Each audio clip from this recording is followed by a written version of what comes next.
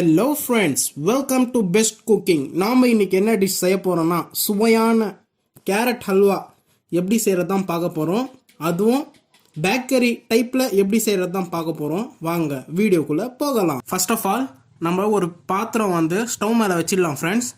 அந்த பாத்திரம் நல்லா சூடாயிட்ட அப்புறமா தேவையான அளவு நெய் ஆட் பண்ணிக்கலாம்.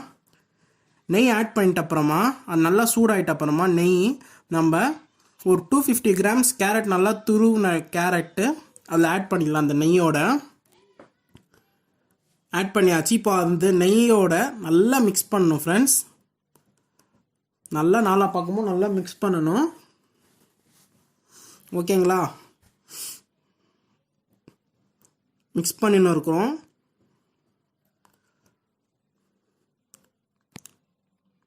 நல்லா க்ளீனாக நல்லா மிக்ஸ் பண்ணணும். அந்த கேரட்டில் இருக்க தண்ணி இருக்குல்ல, அந்த கேரட்டில் அந்த தண்ணி அந்த பச்சை வாசனை போகிற வரைக்கும் நம்ம நல்லா கிண்ணினே இருக்கணும். அந்த பச்சை வாசனை போயிட்டு அந்த கேரட்டில் நெய் வாசனை வரணும். அதோட 3 கரண்டி கொஞ்சம் வாட்டர் ஆட் பண்ணிடலாம். ஆட் பண்ணியாச்சு. எதுக்காகனா அந்த பச்சை வாசனை போயிடுச்சு. இப்போ அந்த கேரட் நல்லா வேகணும். அதனால தான் தேவையான அளவு வாட்டர் ஆட் பண்ணிக்கோங்க. அப்போ தான் நல்லா வேகும். ஓகேங்களா?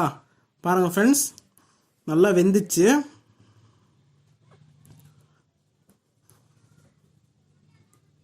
நல்லா வெந்துச்சு. இப்போது நம்ம கலர் பவுடர் ஆட் பண்ணிக்கலாம் தேவையான அளவு.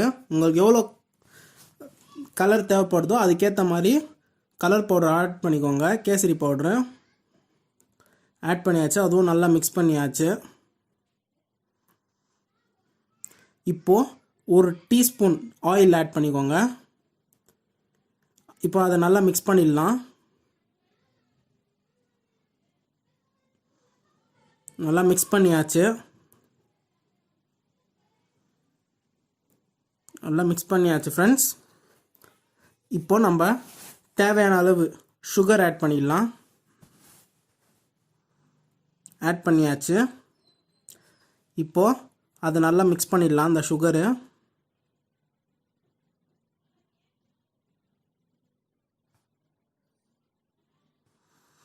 பாருங்கள் ஃப்ரெண்ட்ஸ், நல்லா ஆட் பண்ணியாச்சு அந்த சுகரை.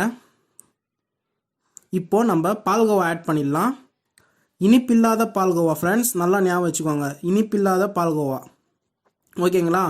அது 250 கிராம்ஸ் ஆட் பண்ணியிருக்கேன். 250 கிராம்ஸ் கேரட்க்கு 250 கிராம்ஸ் பால்கோவா ஆட் பண்ணியிருக்கேன். இனிப்பில்லாத பால்கோவா. உங்களுக்கு ஒரு பால்கோவா நீங்கள் எவ்வளோக்கு எவ்வளோ ஆட் பண்ணுறீங்களோ அவ்வளோக்கு அவ்வளோ நல்லா டேஸ்ட்டாக இருக்கும். அது ஆட் பண்ணியாச்சு. நல்லா பால்கோவாவை நல்லா மிக்ஸ் பண்ணின்னு இருக்கோம். பார்க்குறதுக்கே சூப்பராக இருக்குது பாருங்கள் ஃப்ரெண்ட்ஸ். அவ்வளோதான். ஒரு 2 மினிட்ஸ் பால்கோவா ஆட் பண்ணிட்ட அப்புறமா ஒரு 2 மினிட்ஸ் நல்லா ஃபாஸ்ட்டாக வச்சு நம்ம ஆஃப் பண்ணிட்டோன்னா சுவையான கேரட் ஹல்வா ரெடி.